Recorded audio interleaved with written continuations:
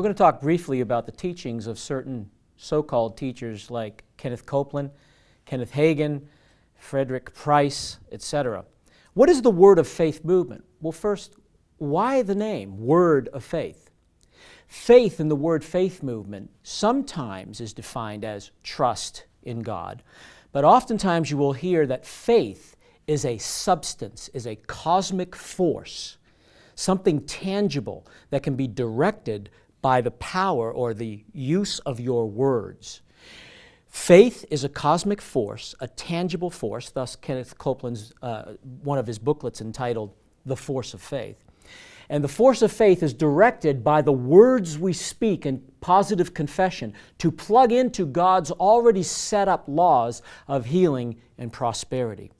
This is what I hold a form of Christianized magic, where the sovereignty of God, the providence of God, His goodwill is shelved. And Kenneth Copeland, in contrast to that, will tell us in his book, The Laws of Prosperity, we are to confess what we desire to come to pass. So words are containers to carry the force of faith to plug into the laws of healing and prosperity. And again, this is not a biblical teaching. Let me outline systematically where we're going here, but briefly.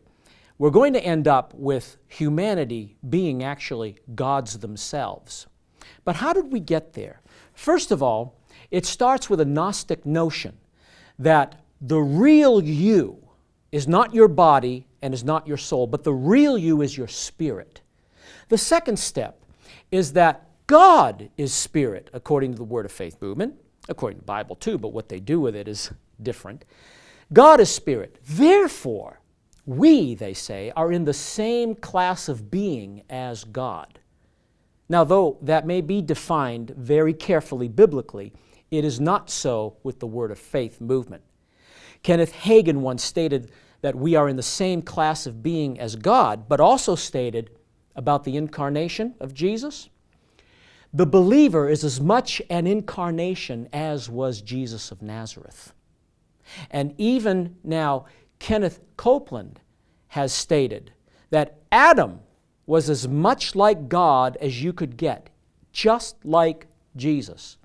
So humanity now is in the same class of being as God. So much also so that Kenneth Copeland himself said to a large congregation, I say this with all respect so it don't upset you too bad, but I say it anyway.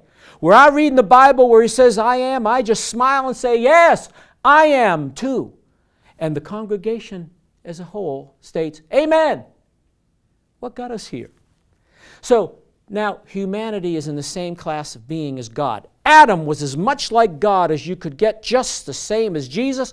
And like God, Adam was able to call into existence the things that are not, as though they were, claiming a prerogative of God only, which belongs to God only in Romans 4:17. So now the believer is deified. But what happens to Adam? He commits high treason, and the nature of Satan entered into him. Jesus now must come, according to the Word Faith movement, and identify with humanity. There is the biblical doctrine of identification, the blessed doctrine of identification, that Jesus was as much like we are according to his humanity, but there are borders to the doctrine of the identification. Jesus is without sin, Hebrews 4.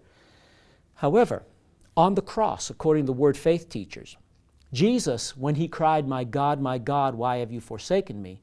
took on the nature of Satan.